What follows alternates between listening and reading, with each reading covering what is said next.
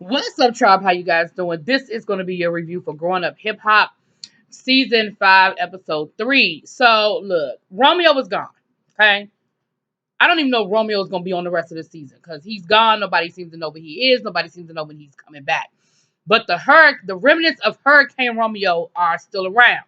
So the fellas go out. They go hanging out there at the pool hall. It's Boogie. It's Lil Twist. It's Lil Eric. Um, and JoJo. And of course, they're talking about what happened at the party, and they're talking about Romeo. And Boogie's thing is, I don't understand why everybody acting shocked. Like, this is who Romeo has always been, but we've always given him a pass. So he's always been inconsiderate. He's always been self-serving. Boogie was like, he never returns my phone calls. So why all of a sudden now we making a big deal about the fact that he's not calling people back and he's selfish? He always been this way. And JoJo was like, yeah, I noticed certain things too, but I was keeping it cute because he was my sister's friend. He was never my friend. He was my sister's friend. So then he was like, remember last season when he was acting like he was going be there for Angela after, her son's father passed away, and I'm gonna be here for you and I got your back. Da, da, da. He was like, that was all for show. He never called her, he never reached out to her, he was never there for her when she needed him to be there for her. And so, it sounds to me like I don't know what the deal is. I really don't know. Because they have such total opposite versions of the same story that I have no idea what the real deal is. Um, I, t- I tend to believe Angela. I tend to believe Angela's versions of the story. Only because later on in the episode, she did drop some receipts. She did show her text messages to prove that she's not the one lying. So we'll get back to that. So then the guys find out JoJo was like, oh, he didn't just unfriend Angela. He unfollowed all of us. And not only did he unfollow everybody, he blocked them. See, it's a difference between unfollowing them and blocking them. He blocked them because they're not able to see any of his posts. See, and again, that's why I'm like, Romeo, you on something. It's one thing to say, look, I need my zen and I need my peace. And so I don't need to be following 5,000 people on social media. I just need to be focused. But why can't they follow you? Why can't they see what you're doing? If you're still posting to social media, clearly it's because you want people to know what you're doing. You want people to see something. We post to social media because we want people to see what we're doing on social media. You know what I mean? So why are you blocking and he blocked all of them. Now, Lil Twist said, look, I've known Romeo since I was like 13 years old. I'm kind of in my feelings about this because I ain't do nothing to you. Me and you didn't have no beef. I didn't do nothing to you. Why am I on the list? Lil Eric said the same thing. I'm calling that man Lil Eric. He a grown man with kids. But y'all know what I'm talking about. Eric Wright's son, Eric Jr. He said the same thing. He was like, yo, me and Romeo, he said that's like my little brother. So like what's really good? What's going on, Rome? So I don't know. The guys are trying to figure it out. Now, down in Texas, TT done hooked up with Tyron, and they're coming up with a plan on what they're gonna do. Operation Stop Egypt for marrying Sam. Look, this is my issue about the whole thing. At this point in the game, Egypt know what she's doing. They've been dating for well over a year. They've been living together. If he don't have no money, she know he don't have no money. If he's using her, it's been obvious. And if she cool, my thing is this. At this point, if you like it, I love it. She's not no 15-year-old innocent. Yes, she is still young. She's only 20. And yeah, this probably is not going to end well. Let's be honest. But at the end of the day, he's not like some old ass man taking advantage of her. Like she's walking to this with her eyes wide open. I understand TT's concern, but at the end of the day, it's kind of like, let it go. Tyron tells her what the deal is, and so they come up with this plan that they're gonna get Pep alone, because they're down there for the Salt and Pepper show. So they're gonna get Pep alone to talk to Pep and let Pep know what's going on and how, that he's gonna propose to her, whatever. So when she went to Pep, I'm getting ahead of myself. So we see Egypt packing her bag to get ready to go down there, whatever. And, Sam is like, I know they're going to be hating on me. They love to hate on me. And TT just don't like me and this, that, and the other. And she was like, look, I know TT don't see it for you and you don't see it for TT. But it is what it is. Like, at the end of the day, you my man. I'm going to defend you. I'm tired of her making little smart comments, and at this point, I'm ready to just check her. Like whenever she come out her mouth sideways, I'm ready to just check her. I was like, oh, okay, Egypt. So they're going down there for the Salt and Pepper show. This is when Salt and Pepper was on the mixtape tour or whatever that tour was they were on. So they get down to Dallas, like I said, and they're getting all glammed up. Egypt had this beautiful purple wig on. It looked really nice. It looked really, really nice on her. And they're getting all glammed up and everything, getting in hair and makeup and stuff. And they had this code word, TT was like, what is it that I think about when I think of Sam? Nauseous. So when I use the code word nauseous, then you'll know that means to get Egypt out the room. So, they get her out the room. He tells Egypt, I want you to help me pick up my outfit. So that was their way of getting her out the room or whatever. So then she was like, she tells Pep what's going on. And Pep was like, all right. And she said, like, what do you mean, all right? Like, why don't you have a bigger problem with this? Why aren't you more upset by this? Blah, blah, blah, blah, blah. And she was like, look, same thing I just said, basically. They've been together for a minute. Egypt knows what she's doing. I trust Egypt to make her own decisions. She knows right from wrong. I've taught her, she said, and, Pep's thing was, I'm sort of feeling like you questioning me as a parent now. Like you're waiting for me to do or say something that I'm not getting ready to do or say. And I feel like because I'm not reacting the way you think I should react, now all of a sudden I'm a bad parent. I feel some kind of way about that. And I was just like, I can kind of see your point on that one, Pep. The other thing we found out at the mixtape tour, so TC got frustrated because Pep doesn't care. And Pep was like, look, we stopped the first marriage. They were going to go off and elope. We stopped it. At least this time they're trying to do it right. They want to have a proposal. They want to have a wedding. And, in the meantime, if they end up breaking up, then they just end up breaking up. Like, it happens. If it is what it is. But, I'm not getting ready to sit here and stop her. I'm not going to do it. I did it once. I thought they were too young and they weren't ready. They've been together for another year. And, TT's big thing is the money, the money, the money, the money. Well, I don't mean no harm, TT, but what's your job in all these years? Like when you first came on the show, you were Pep's assistant. So wasn't Pep paying your bills? Wasn't Pep taking care of you? Again, Pep is not stupid. If she want to spend her money taking care of two grown folk, meaning she's paying Egypt and Sam's bills, she going in there with her eyes wide open. He ain't lying to her. He not manipulating her. He not bamboozling her. She know what she doing. I mean, it is what it is. I don't think Sam is. I don't know Sam well enough, but from where I sit, I don't know if that's what the situation needs to be. Because my thing is, if he don't have no money, how he taking care of these kids he has? Like, what's up with the child support? I've never seen him with his kids. Not saying he has to be, because he may not want to bring them on camera. All I'm saying is, I don't see none of that part of his life. But at the end of the day, it is their decision. So because they didn't get the reaction from Pep, now they're gonna go over to Tretch, right? We'll get to that in a second. So the other interesting thing we found out about the mixtape tour is that Pep and Salt are not sharing a dressing room. And they alluded to the fact that there is something going on there, that there's some sort of tension or something there. Egypt was like, I've always been used to, for all these years, my mom and Salt have always shared a dressing room. And the fact that they're not sharing a dressing room this time, I'm thinking that maybe something's up. Now, it could be a combination of things. If we go back to the history of Salt and Pepper, they always have this tension. Pep and Salt, they love each other, but they're like sisters that fight. They just are. They go through these moments. Maybe they're going through a moment where they're not seeing eye to eye and they just want to have a separate space.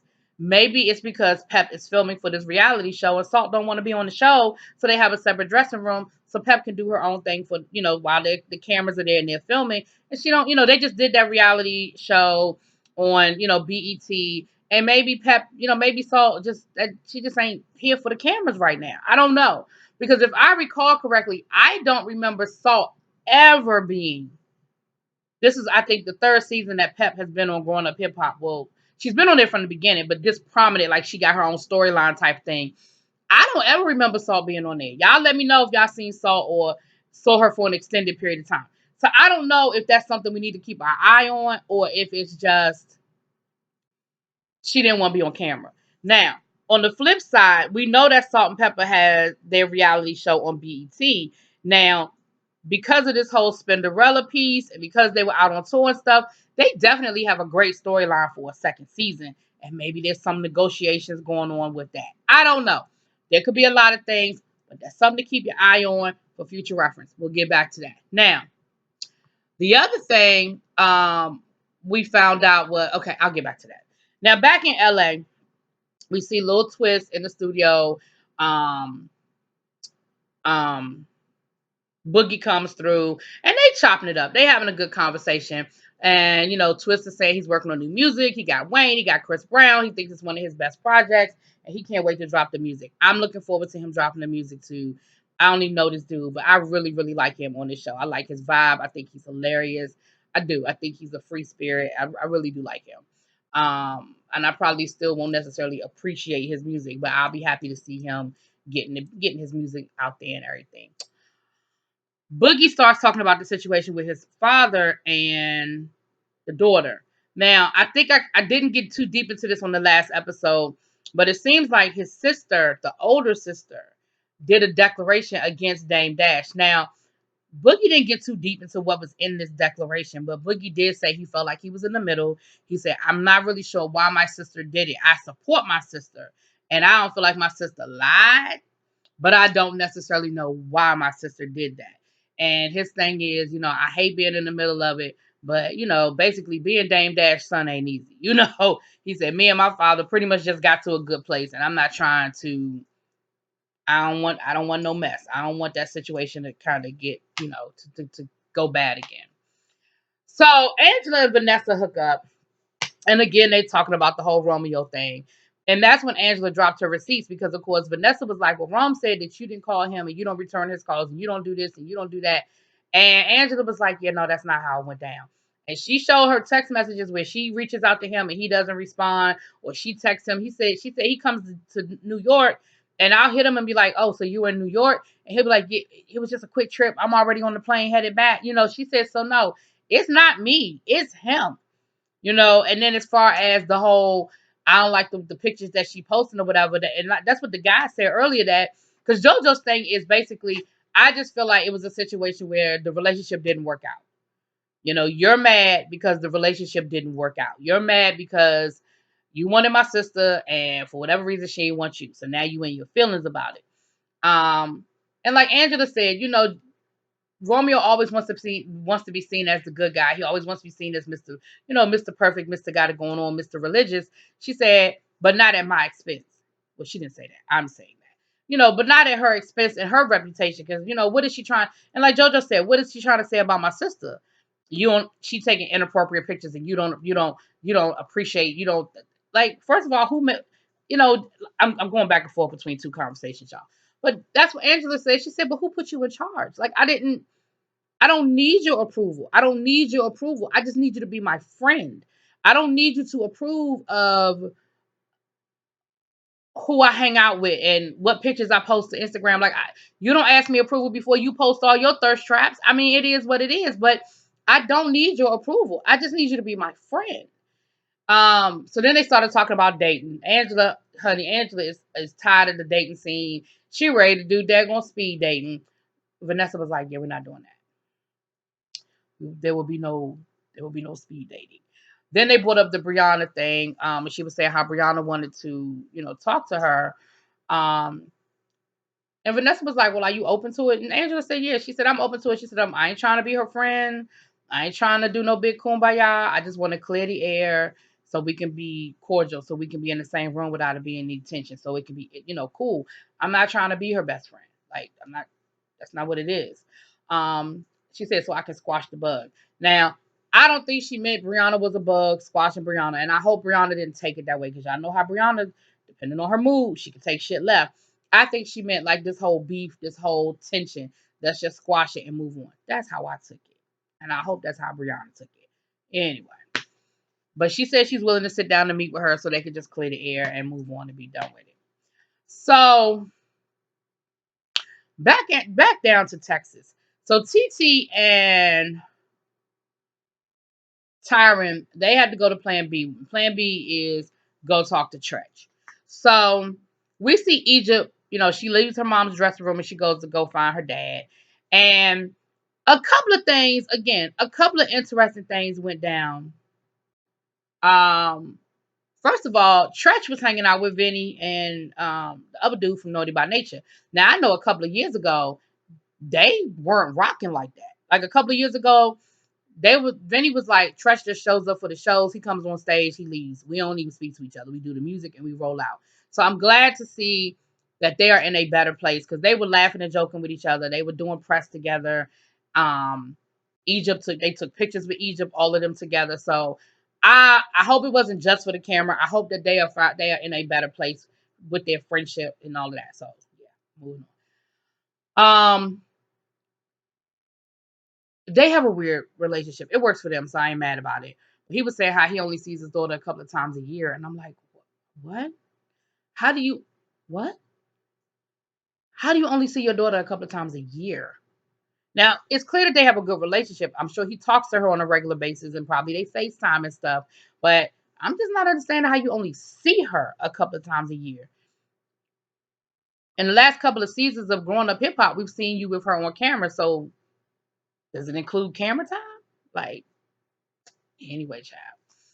But they look like they had a good moment. And, Egypt was saying how, this is, basically this is how she grew up. Her parents on the road, her parents, and that it just helps her to motivate to get her career together once more. And again, I'm not sure what we're talking about when we talk about her career. Because for 3 or 4 seasons now, we have been trying to get Egypt's career off the ground. And again, I don't listen to the stations that they will probably pay her music, but I'm pretty certain she has not dropped a mixtape or an EP. Am I wrong? What's the holdup? Your mama got studio time, your daddy got studio time. They can connect you to the best producers in the game. They can afford to pay them. What's the issue, Egypt?